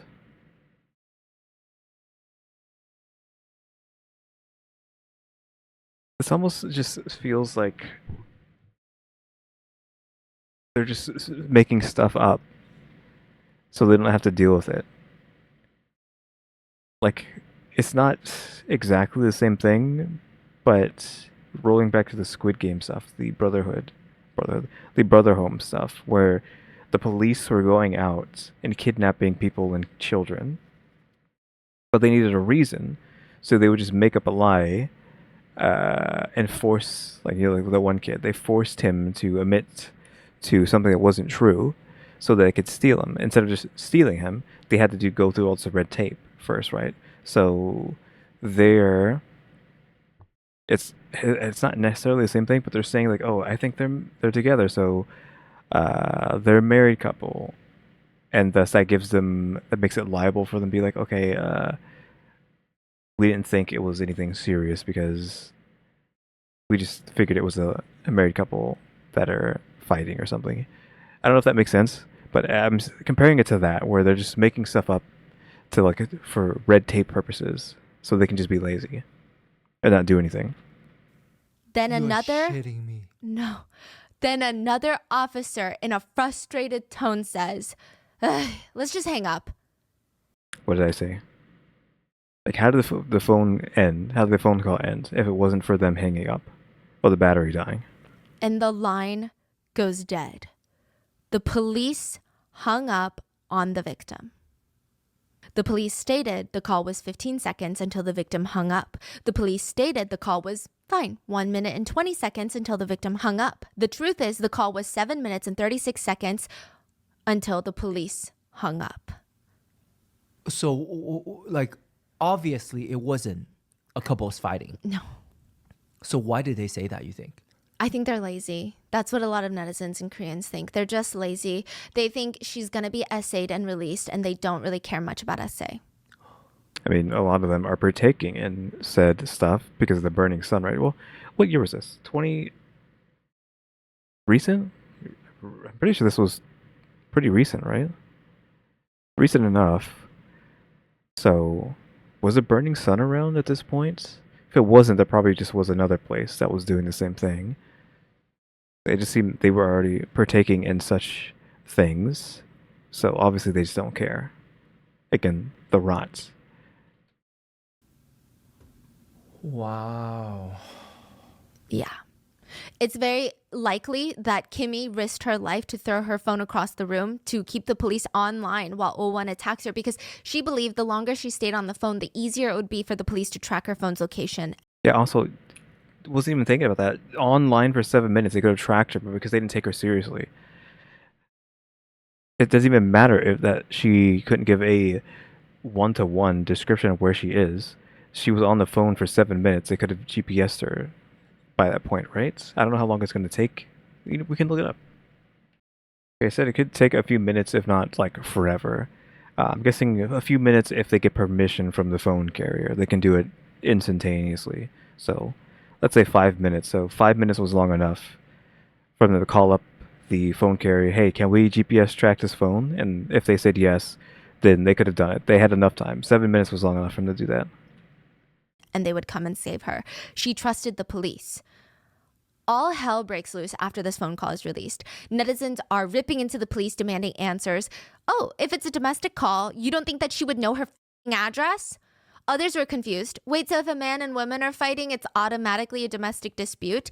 And if so, then what? You don't care? It's fine because it's his girlfriend or his wife. He can do whatever he wants to her? in the misogyny Some people were just straight up mocking the police. culture. Hello, this is 112. Yes? You're getting assaulted? What's the address? Wait, I'm sorry. Who's the person doing this? Wait, he's got a knife? He's stabbing you? Is it a sashimi knife or an ordinary knife? Hello? Another one just bluntly put it, fried chicken delivers faster than the police. Oof. The police still have the audacity after all of this to state, yes, they lied every step of the way over and over again. However, even if they had her location, it would be too late. She literally, by his description of what happened, they had an entire night to save her. They would not have been able to save her, and that's on Oh Won-chun, the killer, not them.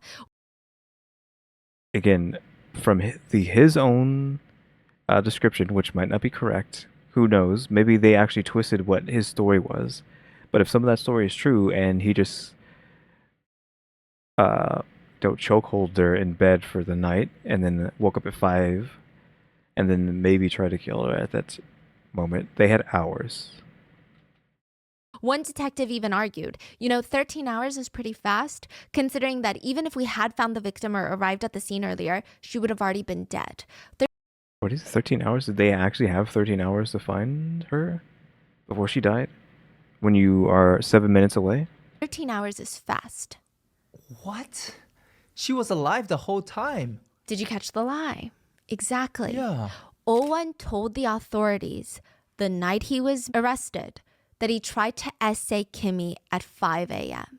So yeah, he did keep her alive for 6 hours. He spent another 6 hours defleshing her, but had the police found her in 6 hours, which seems easy, they could have saved her. Okay. And for those 6 hours, she very likely thought that the police were coming to save her. They just needed a little bit more time. In Korea, it's typical for 2 to 3 forensic pathologists to perform an autopsy. But for this case, the body was so badly mutilated that they needed 14 different forensic pathologists. A forensic pathologist working on the case said, "It was so horrible, I couldn't even open my eyes to look at the body at first. They left only the bones as if they're slaughtering livestock." Are we serious that it was to the bone?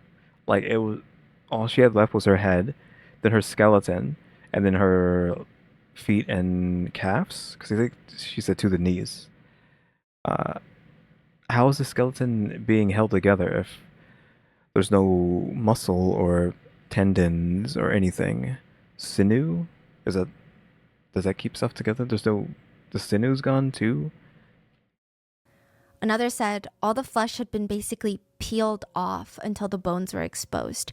I couldn't eat for 2 days after that." Okay, bones were in fact exposed. There were even some speculations that Oh-won started the deboning process while Kimmy was alive. Do you know how much you're worth? But even if your bank account has a certain balance, most of you guys are at least worth $250,000. If you have a functioning kidney, both functioning kidneys, and a well-working heart, all in, your body could be disassembled bit by bit, piece by piece, and sold, and you'd probably be worth $250,000. I guess we're talking about black market pricing. There are 3 distinct markets where you can buy things from: the white market, the gray market, and the black market. The white market is the legal market. You go to the store, you pick up a rotisserie chicken, and that's the white market. Transactions are typically recorded and taxed by the government. And then you have the gray market. The best way to describe the gray market is resale. It's not illegal. It's just Unauthorized trading, but it is not illegal. if you purchase a pair of sneakers through a drop on Nike, you get them on the white market. Then you turn around and sell them online. That's the gray market. Nike did not authorize this distribution channel, but it's not illegal. It's just the gray market. Then there's the black market. The black market is straight up illegal sales, unauthorized sales of weapons, guns, drugs, the sale of stolen or counterfeit illegal items. But there Pretty sure everybody knows what the black market is. I guess if you don't, then okay. is also the red market. Red markets? What is that? Is that like the Red Room stuff? Red Room related? I mean, not necessarily Red Room related, but that's just what comes to mind if I hear a red market. Is a red market just a black market, but for body stuff? I would assume people just refer to the black market when we're talking about like selling body parts. I guess people don't know what the red market is, so when they talk about selling body parts in like shows and movies, they just say the black market. They don't say the red market because they don't know that the red market exists. It is a subset of the black market. Okay, subset, so it's still the black market. The buying and selling of humans, human organs, tissues, body parts. And most of it is just to be used by another person. Blood can save someone else's life on the operating table. You can do kidney, liver, even lung transplants. Eyes, you can lose your sight in order for someone else to gain theirs. Even your hair can be made into a wig to be worn. The ligaments that keep your bones together, you can actually have them scraped off of your bones and implanted to someone else's so they can recover from their injuries quicker. The red market is organ trade, but there is a section of even the red market that deals with dead bodies. They do not care for the organs as much as they do the meat. Because Long pig? They want some of that long pig? Or is it just the human pill stuff? But again, what is human pill even going to do? human meat is what they want. Yeah, long pig. From a nutritional standpoint, some have argued that human flesh has a unique nutrient profile that closely matches the needs of other humans. Does that make sense? Is it just because... I don't know. So I guess the idea being, if you're consuming it, perhaps it's more nutritious than any other type of meat. It seems like most of the time they won't just sell human meat as flesh, but they will dehydrate human flesh, pulverize it down into a powder to be sold like a vitamin pill, a supplement to be taken. Okay, so we're getting these pills on the subset of the red market. The corpse market, in the red market, in the black market. Experts stated that some of these pills have been made by getting dead bodies, chopping them into small pieces, drying them on stoves, residential stoves, because it's illegal, till they dehydrate, and then pulverized. Again, that still does not answer why, though. So this is what those pills you were talking about? Yes. But then you say there's also, what, super bacteria is in there? Yes, because humans have bacteria in them, and Yeah, bacteria all over the place. On you, inside you. Which is why I was assuming it was from the stomach. Those gut bacteria and all that. there's super bacteria that did not die in there. Whoa. Now, a lot of the reason that people might take these pills is something called medical cannibalism. It is the belief Medical cannibalism. Did I just miss the little reason thing that on the people screen? might take these pills is something called medical cannibalism. Okay, no. I thought there was a pop-up over here because I was looking away for a second. Medical cannibalism. I don't know if I've heard it like that before. It is the belief that if the human body is able to heal itself, why can't another human body heal mine? The Doesn't make it right, so... theory is interesting until you start breaking it down. And side note, before anybody has any strange ideas to get racist about it, medical Racist, what? cannibalism can be traced back to ancient Rome. They I wasn't even thinking about race. Where are you pulling that out of pocket? used to drink the blood of wounded gladiators because they thought it would cure conditions like epilepsy. Like I said earlier, like that one famous woman who's like supposed to be considered like a vampire, just like Vlad the Impaler, bathed in the blood of virgins, question mark. She was like somewhere in Europe. I'm pretty sure Vlad the Impaler was in Europe as well, so it didn't even cross my mind to link cannibalism to, I guess, seeing where are we at right now? South Korea? So South Korea / China, because this guy's from China. I was just like hung up on the word medical cannibalism because I've never heard it before. If it were a really bad case of epilepsy, they would even consume the wounded gladiator's liver. So blood at one point was also seen to be a very powerful elixir. It said that fresh, warm human blood still possessed the soul of the deceased. So gladiators, they're known for being very strong and powerful. And so if you drink their flesh, you're going to get that physical strength and become physically strong. But if you wanted to be smart, you would find an intellectual, kill them, and drink their blood. Yeah. I guess you could say it's the origins of you are what you eat. So if someone That phrase did come to mind. Had a headache or an issue with their head, perhaps a mental illness, medical cannibalistic practitioner might recommend powdered skull capsules, which, by the way, is completely illegal in most countries and is incredibly dangerous because, again, super bacteria. Because more often than not, there's no regulations on how the skulls are powdered. And ethically speaking, we don't know how they get these skulls. They might not even be sterilized. There's so many reasons why this is a bad idea. But disclaimer aside, some people said if you have vision problems and nothing you could do to help with it, yeah, you could eat a whole bag of carrots every day. Nothing changes. They might recommend consuming human eyes. The theory being, if your eyes cannot heal themselves, maybe another person's eyes can heal yours. Back then, it was actually considered, in some parts of the world, considered customary for children to let their parents consume their meat. Okay, when I was like, what are you talking about? We can consume their meat.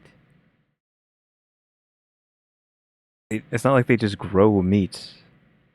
The parents are eating the children's meat, or the children are eating the parents' meat. So I could think of some ways where that's not a problem, like, because people do this. Again, for your discretion, what you're about to hear. I know people like to eat the, for some reason, I've heard this, eat the placenta after, or maybe the umbilical cord, question mark? Like, that's all I can think of. Like, what are you about to say? What is she about to say here? say back then, I'm talking like 1,000 What do you years mean? ago. There was a dynasty in China specifically.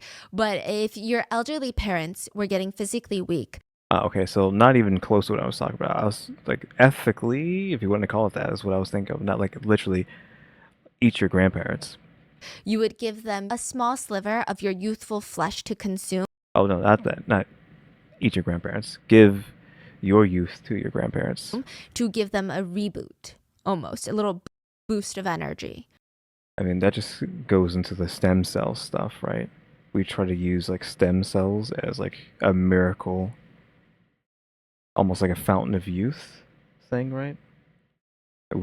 It was such a big deal in the turn of the century, right? The millennium, millennia, the 2000s, the beginning of the 2000s. Stem cell research and talking about it was all over the place. Which stem cells can come from? Is it in infants too, or is it just fetuses? I think it's from fetuses specifically. Like, we don't have stem cells, but they do, and it's what causes like growth, in renewal or something in the body. It all comes down to that. That's actually like scientific stuff. That's not like, you know, pseudoscience like this. I haven't heard about stem cells in forever though. I feel like it was a big deal, and they were trying to get it banned, like researching stem cells and all that. It's just been so long, like obviously like 25 years, right? Since this was like the turn of the century. You would tie your thigh and arm tightly with a piece of cloth, use a sharp knife, and slice off a piece of flesh, tiny bit, not enough to like take off your whole arm. And then you would quickly throw it into a bowl of soup, heat it up, and serve it to your elderly parents. What? I don't know. I'm such a strong believer in placebo because apparently it worked enough so that people started going all the way with it. And some Eating your whole kid, your whole grandchild. Again, bathing in the blood of virgins or whatever. It was a thing. And stem cells. So stem cells might actually be real, though. I mean, they are real, but they might actually do a lot of crazy stuff, is what I mean.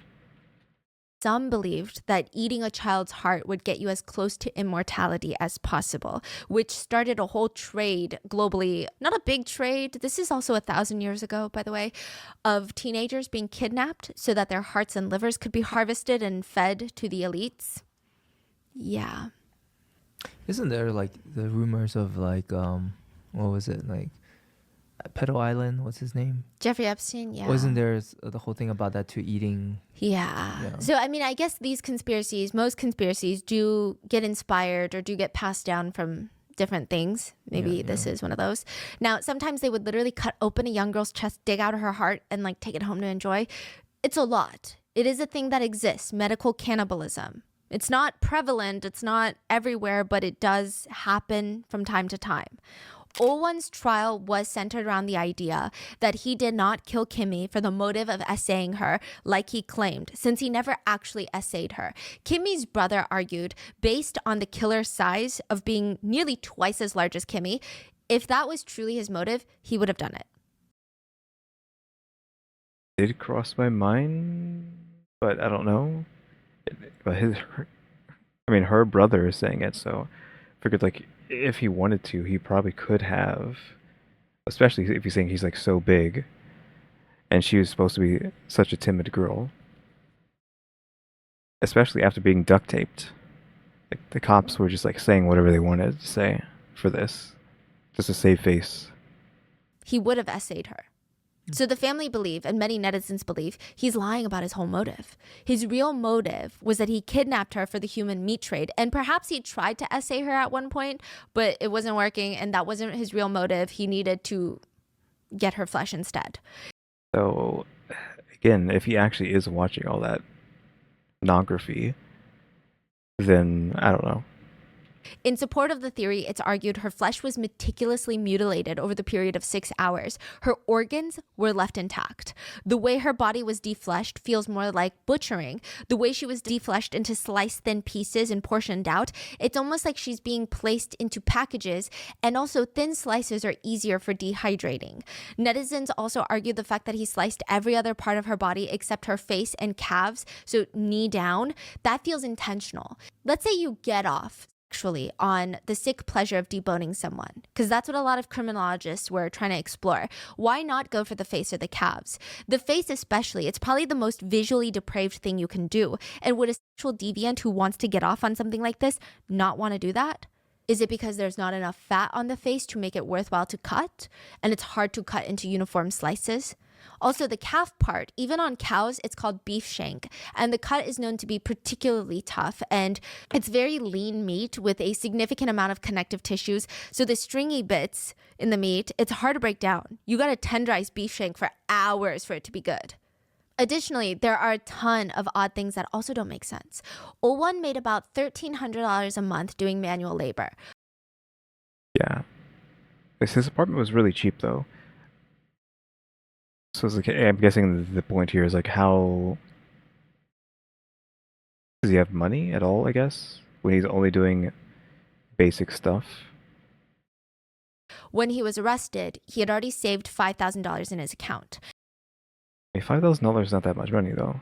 He traveled back and forth from China, where he's from. He's Korean Chinese. So that's like me being Korean American. He's ethnically Korean, but citizen-wise, he's Chinese. Now, he would visit China once or twice a year. He would send his wife and children money. Over the period of 4.5 years, he sent them over $50,000. Over 50,000? That's still not a lot of money, though. What? Wait, 2 years, 50,000? That's more than he made. 4.5 years. Oh, 4.5 years. Still. It's still almost a lot of majority of his income. And he also spent money, 20% of his income every month on sex workers. One netizen commented, wait, let me get this straight. If he worked for 25 days on average per month for 10 months a year, minus the winter because, that's construction, he would earn maybe at most with high season $17,000 a year. So how can he send $8,900 per year to China and still purchase sex and still have $6,300 left over in his bank account? However, the prosecutors could find no incoming transactions that did not look legitimate. But I don't think anyone is going to be PayPaling someone for human flesh. Oh-won also had much sharper tools at his disposal. He had a saw, electric drills inside of his apartment unit. I cannot tell what I'm looking at. I see a hard helmet, which is probably because he's a construction worker, like they said. I can't actually visibly see any other tools in this shot, though. All of which would have been much easier if he was trying to dismember and dispose of Kimmy's body. But instead, he chose a kitchen knife that he would stop every 30 minutes to 45 minutes to sharpen. Conveniently, Oh-won also deleted all of his past phone chat logs, his text messages, his phone calls from the past 2 months. Deleted them. He didn't. Yeah, so they don't find him. Unless he's like worried about the workers, but I don't think that's it. It's obviously the pill business. Delete any of the explicit videos or evidence that he's engaging in sex workers Okay, no. He didn't hide any of that stuff. with, even though that's illegal, but he deleted his phone call log and chat logs. Why? When the judge asked him why, he just responded, I just would make calls without any special reason, so. Probably, since we're dealing with a black market, down to the red market, down to the corpse market, I would feel like he can't say anything. So now we're dealing with like hard time, like hard criminals, and thus, if he says anything, him and his family are probably dead. So he has to just like not lie. I mean, he has to lie. He can't tell the truth about what he's doing. That he's killing people to give to the red market so they could get pills. So would jeopardize his family, which he keeps sending money back to. Which clearly he cares about them if he's constantly sending them money, and so much money, more money than he actually even has in his bank account. Many netizens believe prison is less scary than whoever he might be working with. How has this happened so many times? I feel like this happened a few times where I say something and then it's like literally just what I just said. It's like whoever he's giving these pills to, or these bodies to, this meat to, he doesn't want to make mad. And if he was the reason that they were caught, maybe it wouldn't be good for him. They think that there's a whole human meat trade going on.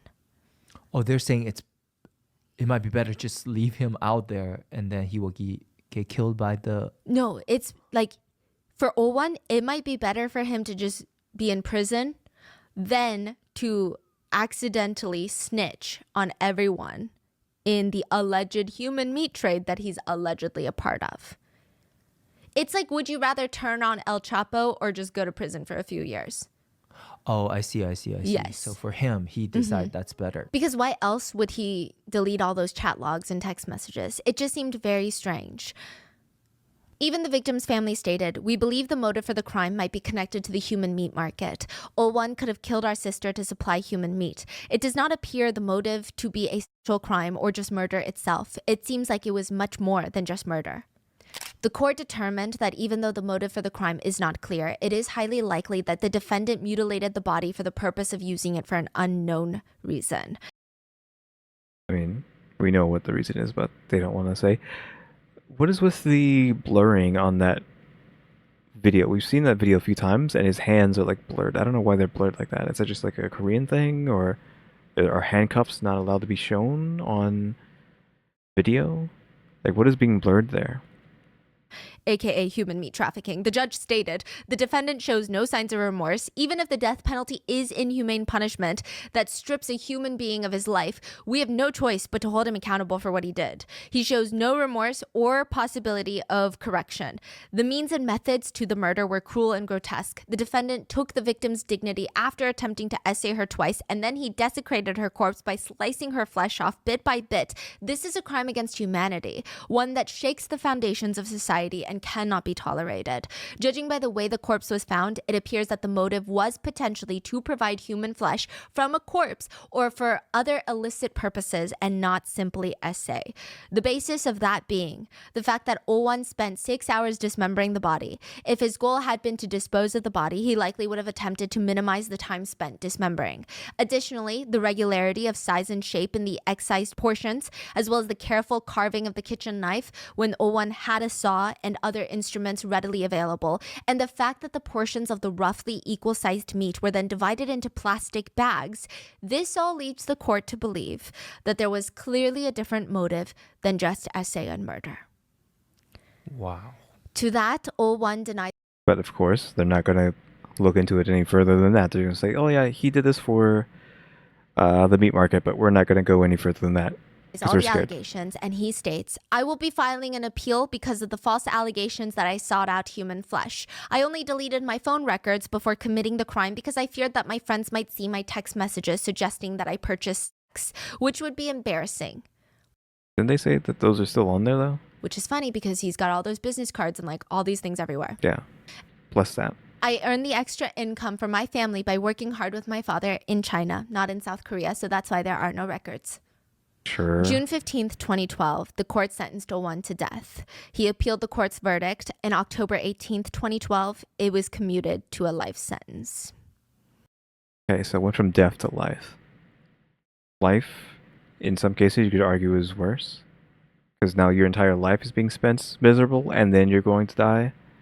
And if there's something after death, it could be bad too. So you spent an entire lifetime's worth of, well, not necessarily an entire lifetime's worth, but you spent a lot of your portion of your life in misery, and then you're going to go to further misery after that in the afterlife. Yeah. They could not prove that he was selling flesh for medical cannibalism. But one netizen commented, "It's hard to say definitively if Oh-won was selling human flesh, but even if he didn't sell human He might have just been eating it. flesh, he deserves the death penalty for his cruelty." Another person commented on the verdict, "The method of the crime itself was so brutal, there is no trace of hesitation, embarrassment, nervousness. This is a person who has given up on being a human being." Yeah, psychopath. Something else I wanted to say. Oh yeah, I remember now. I just wanted her to get through that. His sentencing first. It's like, oh yeah, good job. Finally, the government actually giving someone the death penalty, or not here getting them life in prison. But you have to remember. Wait a minute. It's not.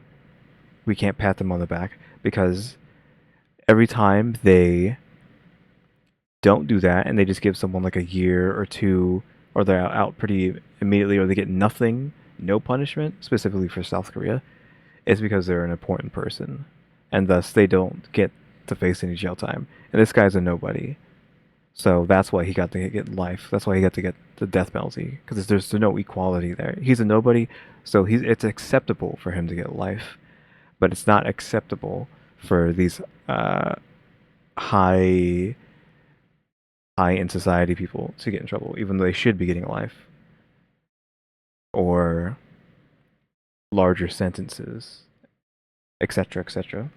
Like the Burning Sun people, for example. Whenever we end up getting back to that, because I have to do part 3, but I'm not ready for a 2-hour long video like that, since that's going to be 3 hours, maybe 4 hours again if it's a good day and I can just think of a lot of stuff to talk about. Again, today might as well been a 3-hour day, because I did waste an hour doing a completely different video, forgetting that I didn't turn on the audio for the video, so that got wasted. Again, if you missed me talk about that at the beginning, I was already starting to record a different video today for Rad, and I had it going for an hour until I realized I did not switch the audio for Chrome, because I was using Opera before, but I'm using Chrome today. So for a whole hour, there's no audio from the video. And that was the egg farm, human egg farm video. So unfortunately, you're never going to see that, I'm guessing, because I already watched an hour of it. It's there's no point for me to going back and watch it over again, since I've already seen that first hour. Well, first half an hour, 40, 50 minutes, however long that was. But yeah, so sorry about that, but can't be helped. I forgot to change the audio. Another netizen stated, "The ruling saved him twice, but killed the victims' families twice." There are other people who do not believe Oh-won killed Kimmy for human meat trade. They believe that he's just a depraved psychopathic killer and that everyone else just kind of ran with these rumors. But regardless, they believe that his lack of remorse, coupled with his isolated social life, almost no strong interpersonal relationships, he is at high risk of offending again. There was a strong theory that he was a serial killer, perhaps that he wasn't involved in the meat trade, but he was a serial killer, and he had done this many times before, because that is a crazy escalation for that to be your first crime. Yeah, there's no way he's not his first crime. He's super proficient at it. But the 150 or so women missing in Suwon were not connected to him in any way. Korean authorities also worked with Interpol, the international police, to see if there were any mysterious deaths in China near where he lived, and they could not find anything. Wait, so the 150 women who died in the area or disappeared in the area is just an unsolved mystery? They actually found a lot of the women alive. So some of them had run away. Some of them were just reported missing, and then their families found them a few hours later, and then they never reported that they found them again. It just turned out to be honestly pretty bad on the police again. Your records are not good. Huh. But for a brief moment in time, everyone was like, that is what's happening to the 150 women. Oh, because of this whole meat tray. Yes. And, They were okay. like, wait, are there women missing in Suwon? They found out there's 150 women missing, like filed missing reports. So they're like, he must have killed 150 women and made human flesh pills. Got it. But turns out there is no evidence as of right now that indicates him being a serial killer, or at least none that they could find. I mean, they only have the one body and that's it, right? You can't. If you did sell the meat, like, how are you going to trace that? It's gone The now. victim's family stated if the police had paid more attention, they could have saved Kimmy. Yeah, instantly. Kimmy's younger brother cried. Despite hearing my sister's screams, the police were just relaxed from the beginning to the end in the call. My heart broke twice when I saw the police's attitude to everything. It's a married couple fighting, they said. I hoped the police would tell me it was some big misunderstanding. But no, they were all so calm in that phone call. They are all murderers too. And they will never get Kimmy back. She is now just a handful of ashes. There were actually a lot of changes that were made because of this case. Constant changes being made to, I guess, the governments, the police force, just things in general over there, but does it ever help? Now, if you call 112 in South Korea, they do have an emergency dispatch system that is very similar to America, where it does not go to your local police station. It goes to a central station. Because of this? Because of this case. Wow. And those people are trained really well. They also get really good corporate benefits because they're trying to make it into, like, you know how Google and Facebook, they all give you all these crazy benefits and make it a pleasant work environment, or at least somewhat of an attractive position to have. So they do that to recruit some of the best operators, they say. They also stated that they're trying to hire operators that were already veterans in the police force. Yeah. Who are hopefully not part of that rot. I cannot imagine a job like that. This is like the mental weight. And they don't get paid well. Yeah, they don't get paid well. They don't really have holidays off because it's not like 112 calls or 911 calls stop on Christmas Day. So it's just, Wow. they're a very underappreciated group of people. Not these police, the ones that actually do their jobs. But let me know in the comments, what are your thoughts? And please stay safe, and I will see you guys in the next one. Okay, cool. That was that video. Again, like, I don't know what I'm going to title this one. Sometimes the title is just too long. Like, her title is too long that I can't actually give it a title. But if I can fit something in there, it's like, it has to be about the cops. Because, like, how do they keep goofing up constantly? Every time we hear, it's always a goof. They're always screwing up. It's unstoppable.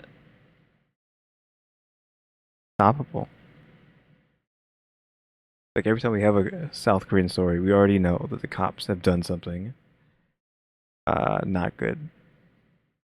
Like, when are we going to have a story where they actually do something amazing? Is it ever going to happen? Does that story exist? I don't know. Yeah. That's going to be it for that. Again, if you didn't hear me the other two times I said it, I did try to react to the human egg farm video that she did, but I didn't realize that I didn't have the audio recording, so I was already an hour in and realized that I hadn't recorded any of that, so I was like, oof. Scrapped that video and then came over to do this one instead for today. So sorry if you ever wanted to watch me watch the human egg farm one, because that it was basically never gonna happen now because I accidentally goofed up there, so my bad. Don't know what it's gonna be tomorrow. Maybe I'll again take another break because I am burning out so hard. Because I streamed 7 hours today, and now I just recorded a 2-hour video here. Accidentally recorded an hour of nothing earlier, plus the daily win, the Duolingo video, the Ring Fit video. Most of my day has been spent doing YouTube, as it has been for the past few weeks. So I need like a few hours less per day here and there. So tomorrow might not be Rotten Mango, might be something else. Maybe it'd be Opium's video. We'll have to see. I don't think there's anything else I have to say. Yep, I think I'm good. So guys, thanks for watching. Remember to buy my stickers, thank welcoming a member, subscribe if you haven't subscribed, because we're working on watch time and subscribers. And don't forget we have a throw now as well. And shout out to the members, EmmyStarr and RaleyDrew. But yeah, guys, thanks for watching. So to the next episode, like, subscribe, comment. With the do. See you.